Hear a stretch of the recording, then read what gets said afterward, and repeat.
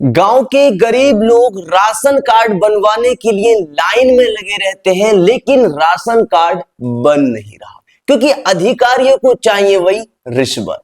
अब दूसरी ओर बनवाएगा कौन? बनवाना चाहिए प्रधान को। जिन मुखिया को आपने चुना है उनके पास जाओ। अब उनके पास जाते हैं तो वो भी कहते हैं वही खर्चा आएगा, मैं प्रधान जरूर हूं लेकिन जो अधिकारियों का खर्चा वो तो देना पड़ेगा। अब ये बताओ वही आपने फिर प्रधान किस लिए चुना है? प्रधान जी के पास जाते हैं और कहते हैं भाई 500 रुपए या 1000 रुपए लगेंगे, राशन कार्ड आपका बन जाएगा। जो दे रहा है उसका तो बन गया और जो नहीं दे रहा है तो प्रधान जी ने उनसे भी कह दिया रख जाओ, लेकिन उनका बना नहीं। अब दूसरी ओर जिनका बनवा दिया या फिर जिनका पहले से ही बना हुआ है, प्रधान जी क्या कर रहे हैं कि उनका राशन कार्ड कटवा दे रहे हैं। पात्र हैं आप लेकिन फिर भी आपका राशन कार्ड कटवा दिया और प्रधान जी ने अपने लोगों का यानी कि अमीर लोगों का राशन कार्ड बनवा दिया। ये है गांव के प्रधान जी की राजनीति। लेकिन गांव के प्रधान जी को ऐसा करना नहीं चाहिए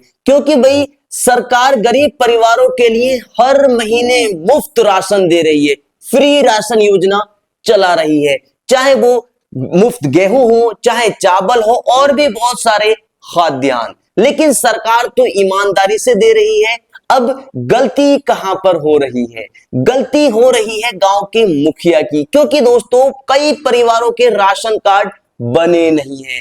अब जब राशन कार्ड बने नहीं है तो जाहिर सी बात है कि डिपो होल्डर यानी कि राशन कार्ड वाली दुकान पर वही आपको राशन नहीं मिलेगा क्योंकि भाई उनकी मजबूरी है। लेकिन दूसरी ओर गांव के प्रधान जी को होना चाहिए कि जिन राशन धारकों के राशन कार्ड नहीं बने हैं, जिन लोगों के राशन कार्ड नहीं बने हैं, गांव के प्रधान जी को वो राशन कार्ड बनवाने चाहिए, वो भी 0 शुल्क पर।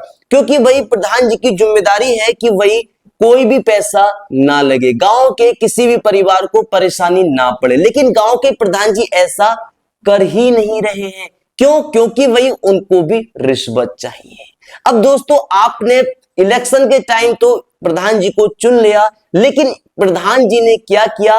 प्रधान जी ने अपने लोगों को सुविधाएं दी यानी कि अमीर लोगों को। अब गरीब तो बेचारा पिच गया, लेकिन अब की बार आपको पिचना नहीं है। दोस्तों अब की बार देखो इलेक्शन आ रहा है यूपी में, यूपी पंचायत इलेक्शन। अब जिन प्रधान जी को आपने चुना था वो भी आपसे वोट मांगने आएंगे। अब उनसे आप पूछना भाई जो आपने वादे किए थे क्या आपने पूरे किए या नहीं? अगर नहीं किए तो फिर आप हमारे पास वोट मांगने क्यों आए हो? तो दोस्तों अब की बार गांव का प्रधान बहुत सोच समझ करके चुनिएगा।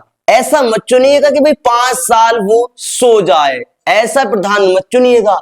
और ऐसा भी मत चुनिएगा कि भाई प्रधान जी अपने लोगों का काम कराए यानी कि अमीर लोगों का काम कराए और गरीब लोग बेचारे तपते रहे।